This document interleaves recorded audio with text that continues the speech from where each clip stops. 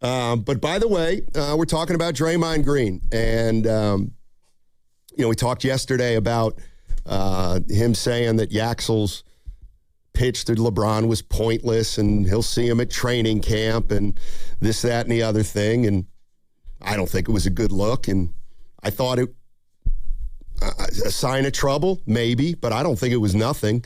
I think something's going on between these two guys already, and they might not even know each other. But I want to go back a couple weeks. This is Draymond Green. When Yaxel was at his press conference, he made a reference to Curry texted him back, but Draymond Green didn't. And apparently that may have been one of the things that started this. Yaxel's been lying. I was very happy to expose the rookie on the internet. This guy texts me. I text back within 30 seconds. Oh, man, dope. Welcome to the squad, bro. Happy you're on the squad. It's my responsibility as a veteran to help you be in the best position that you can be to be successful and take over this franchise. Blah, blah, blah. This guy, it's the Michigan way. This guy goes in an interview and says, oh, man, Steph reached out. Text Draymond. I'm still waiting on a response back. You liar, Yaxel. All right. So, fun and games? I thought it was yesterday, and I still think there's something that we're not seeing. But I do believe that the Michigan comment, and this is like, something changed on draft night. I swear to God. Like, I think that Draymond is in on Yaxel. I think he's, hopefully they'll be able to play together and the Warriors will be successful. But there is something that happened that night. And what I think happened, and what's been happening, is that Yaxel Lendeborg has been making a name for himself in a way that, and I don't know if it's specifically Draymond Green, but in a lot of times the older generation has a problem with. The idea of the younger generation being given things and saying things before they've been earned. And that's what I think that Draymond at the root of this has. If there's any problem with, that's what he has. Because just to take you through that night, Draymond Green said it was a great pick, supportive of Lendeborg, texted him, can't wait to play with you, young fella, looking forward to what you can do. And then later on that night, on draft night, Yaxel Lendeborg was asked, because he wore number 23 at Michigan. Right. He was asked a hypothetical. If you had to wear Michigan State green for a year to get number 23 from Draymond Green, again, I'm sure it's aimed to be a fun, laughable question. Would you do it? And you know what Yaxel Lendeborg said? Basically, hell no. He said, quote, I hate those guys. I hate those dudes. I definitely hate them. All that they were saying, and they can't say much because I went 2-0 against them this year, so they're going to be little brother for me forever, and I'm not going to represent the losers ever. Now, some people might say, that's funny. I don't think Draymond liked that. Probably not. I don't think Draymond liked him calling his alma mater losers. Probably not. And it's because I do believe, and we talked to the boss about it, he's a Michigan fan, Michigan State's the little brother. Right. In the rivalry. And so when you talk down to them or any representative, I know Tom Izzo this year, after they lost to Michigan, was saying, we're not going to be any, damn losers. We're not going to be the little brother of these guys. I think something happened there. And for Yaxel to talk that way, along with the fact that people have been hyping him up and he's had a great summer league, he's been playing well, I don't think that necessarily bothers Draymond. There might be a little bit of a threat, I don't know, to his position or his security. But I think that Yaxel Lendeborg talking that way about something that Draymond Green represented, I think that did irk him a bit. I do too. And that's why he's using as many F-bombs as he is in his direction. Yeah. This is more Draymond Green from a couple weeks ago. How the hell are you going to say, Draymond haven't texted me back? So you know what I had to do? I had to expose the young fella a bit. Now, your credibility is everything, young fella. Don't you come in here lying. Because we're not really a team very big on, rookie hazing. It's just not something that we do a ton of. It's just kind of been that way for a while. We've just never been that team who just pour in on the rookie hazing, pour in on the rookie hazing. But we can pick that back up. We can definitely make it a little more interesting, as far as I've been a part of, some popcorn and then some, tires going missing and all those things. Like I've been part of those things now. We can bring those back, Yaxel, if you want to be lying. Well, and of course, what he's talking about is when Yaxel did his in-person press conference here at Chase Center, he said that he still hadn't heard back from Draymond after he got drafted. Right. And so, again, why would he say he didn't if he did, unless he missed the text? I think he probably missed the text. Right. Yeah, I think is what happened. It was probably just an oversight. Because I have to imagine, if it's the biggest day of your life, you're getting 1,000 text messages from tons of people. I don't know if he had Draymond Green's number even saved in his phone. You know what I'm saying? So there could be something lost there. But Draymond didn't have to air him out that way. Again, I think that there is, and maybe, I don't know if it's a college thing, but it's like Draymond wants to make sure that this guy isn't too big for his britches. Exactly. There's no doubt. And, I mean, you could say, the insecurity, or he's feeling threatened in a way. I think all those things are true. He knows that Lendeborg is going to play. At the very least, he's going to play. And I don't know if he's going to play 3 or play 4 or if he can play 5. I don't know if this is a playing time issue. I tend to think it isn't. I think it's more of Draymond saying, who is this guy already? But apparently he's seeing things that, we're not seeing. This is again from 2 weeks ago. And like I said, I must have missed this. But I will say, to the scum bomb, he knows that term very well.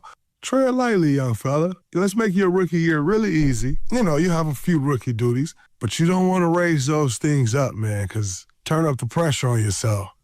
It can get intense in those rookie, having more and more rookie duties. All of a sudden, you're on a 100-mile drive to Best Buy to get a PlayStation 5. From a particular Best Buy 100 miles away in a city. So let's just tread lightly, Yaxel. We'll tread very lightly. All right, now. Okay. For all of you guys out there who say, chill out, guys, it's a joke, it's just a joke. Can anybody give me any example of anything like this going on around the NBA where a veteran player is airing out and absolutely going after the rookie that they just drafted? I'm sorry. He may have had a little smile on his face when he's doing that. He is not joking altogether. How can we have seen Draymond Green for the last 14 or 15 years and think that there's nothing there? Are we that naive? Because I'm telling you right now, I'm not saying something's going to happen. Something's going to happen. Well, that's why I said yesterday, I feel like I misread the chessboard, because as we're stacking all these quotes and I'm looking at the timeline, it did feel like the tenor of Draymond changed a little bit. No, not in a malicious way yet, but it's like, Steiny, these are all receipts. And Draymond's got a lot of receipts. Yep. Not all of them have to do with the Yaxel Lendeborg, but I do think that people are not giving Draymond the benefit of the doubt here because of his history. When I heard the comments about, him reining in the rook yesterday, I thought it was a little fun and games. But then when I'm reading what Yaxel said about him, which is, I don't know, he's probably trying to have fun too. But what really, it doesn't disturb me, but what really catches my ear or my eye when I'm reading these quotes is that these two have clearly not communicated a whole lot. Right. They're communicating to each other through various mediums. Because if I'm Yaxel, and he's talking to Koychek yesterday, he said, I got a little nervous.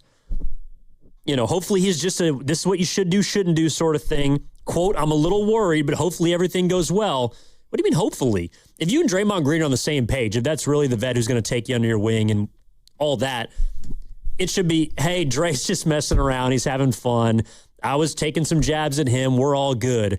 But it doesn't seem to me like these two guys have talked. Because if I'm in Yaxel's shoes, let's say I'm coming into the station, Steiny, and I started working with you guys, 4.5 years ago. And I sensed that you or Guru was not taking shots at me, but just feeling kind of weird. You're maybe making fun. You're doing things that I'm feeling maybe a little iffy on. I would text you guys. I wouldn't bring it up on the air, obviously, but I would just text you and say, "Yeah, are we good?" Right. That's me trying to figure out where we're at. That aspect of this to me has been lost because I don't think that Yaxel, based on what I heard him say yesterday, has either been reached out to by Draymond or he himself has reached out to say, "Hey, we're just playing, right? Like this is all just a show." Right. I mean, I would do that. If I were Yaxel Lendeborg, I would be reaching out to Draymond and being like, what can I do, bro? Yeah. And I don't know. What I always wonder in situations like this is, did Joe Lacob, Mike Dunleavy, Steve Kerr, this is kind of, I always am reminded of Durant when Durant talked about sweeping everything under the rug. Do the Warriors just kind of let this go on and somebody doesn't text Dre or call Dre and say, "Dude, what are you doing?" Or even somebody's got to call Yaxel right now from the organization and say, I don't know, either chill out or don't worry about it. You know what I mean? I mean, I think we have enough of a track record to say that nobody's reaching out to Draymond to say, "What are you doing?" I don't think. Probably not. I mean, maybe someone says, "Hey, take it easy on him a little bit." But I also think it's interesting that Draymond is talking to him with this sort of fervor because he hasn't done that, at least to my knowledge, about a lot of rookies in the past, at least at this stage in the summer. I think it's interesting. And I do kind of want to run this by the great Marcy Weiser, not necessarily about Draymond and Yaxel, but this idea of, being an up-and-comer, you two are in established positions, working with people who are, I don't want to say on the back end. What's up, Marcy? Hey, what's going on? Oh, let me turn my microphone on. Oh, we got a Potter up, Cam. All right, all guests on 95.7 The Game appear on the River Islands guest line. Isn't it time for you to discover the islands? River Islands in Lathrop. Let's welcome in Marcy Weiser from Live 105. Yeah. What? Did you forget? No, I just wanted to make sure. Sometimes I get Live 105 and Alice a little mixed up. Well, they're right next to each other in terms of the booths, but they're very different stations. So here's what we're talking about, Marcy. So the Warriors drafted a player about a month ago, a guy named Yaxel Lendeborg. Okay. And Draymond, really tall dude, right? Yeah. And Draymond Green doesn't like him already. Well, we don't know that. Well, we pretty much are figuring it out. Okay. Why do you say that? He thinks he's cocky probably, and he hasn't earned his stripes. And he's saying, "I'll see you at training camp." And he's saying, I got to rein you in a little bit. You got to bring the cocky. He's got to find his place. You got to bring the cocky while you're adjusting so that you play well. But what if Draymond Green's telling you not to be cocky? Be confident. Don't be cocky. Okay. There's a fine line. Okay. There is, but I wanted to ask you this because obviously you are an established person in this market and have been in other markets. But when you were debatable, when you were on the way up, when you were coming up, when you were trying to get to the place you are now, did you have a Draymond Green? Did you have someone who, I don't know, you thought tried to keep you down? What kind of felt threatened by you? Threatened by me or me threatened by them? No. They were threatened by you because Marcy Weiser, wow, she's really talented. She's an up-and-comer. Yeah, she's going to be something someday. Okay, I will say there have been people that I have known who have not been very kind or warm. But then I've met a lot of people who have, and I like to think that I return that. Yeah. So that I'm a approachable, kind person. You don't want to be Draymond Green. I don't want to be Draymond. I want to be supportive. Yeah. But what if you're threatened? What if somebody's coming for your job? I mean, that could happen at any time to any of us. I mean, that's so what do you think business. You'll feel like? Will you welcome that person? I don't think that I need to be welcoming, but I don't need to be an a-hole. Well, and we're still trying to figure this out. If this guy Yaxel Lendeborg is indeed being groomed, not necessarily to take Draymond's job now, but at the end of the day, this kid's 24. Okay. Draymond Green's 36. Yeah. and has been in the league for 15 years and is obviously on the back nine. He might be on hole 16 or 17. Right. And we're just discussing the kind of the tone that he's taking towards this kid who has kind of made some comments and stuff like that, but it's just, it feels awkward already. And there hasn't been a single minute of actual basketball being played. So stuff that he is saying in the media, it's coming across a little bit cocky. I mean, this is the other part too, is it doesn't seem to me like they've actually done a whole lot of talking. Okay. Them two. Yeah. They're speaking, but through various mediums to each other. They need to get to know each other. They need to get to know each other on and off the court. That helps. Well, it might hurt if they don't like each other. See what I'm saying? Yeah, well, when you're on a team, you're on a team. Yeah, sometimes you got to work with people who maybe you're not the biggest fan of. Yeah. Or aren't the biggest fan of you. Yeah. Marcy, why do you think LeBron James is coming to the Warriors? Because he wants to play with Curry. That's the it? biggest thing, right? Are there any other He key wants to have leagues? fun. It's close. It's West Coast. I think he wants to stay on the West Coast. Do you think golf has to do anything with it? They can keep their home in LA. You can go back and forth if his wife's there. Well, and it sounds like his daughter might be a big factor in all this too, like having his family. I mean, when you're trying to find a new location, and you've been, again in the business for a long time, like family, that is a big deal, right? Yeah. Yeah. Okay. Yeah. And how old is she?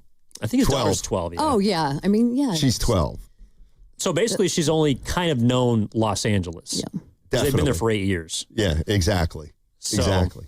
Do you want to, am I putting you on the spot, or would you like to reveal why you want LeBron James to come to the Golden State Warriors? Do you have a... I think it would be cool to see both of them on the court. That's all I got for you. Oh, okay. You don't have any money on it? I would I put $25 down. See? Kalshi? It was something like that. Prediction market? That turns into lunch. $100. So you bet $25 if LeBron James comes to the Warriors, you win $100. Yeah. Nice. Well, I'm rooting for LeBron to come to the Warriors now, too. Marcy can take us to the I'll cafeteria. take you guys to lunch. Okay. Well, you can't take too many of us to lunch. It's still San Francisco.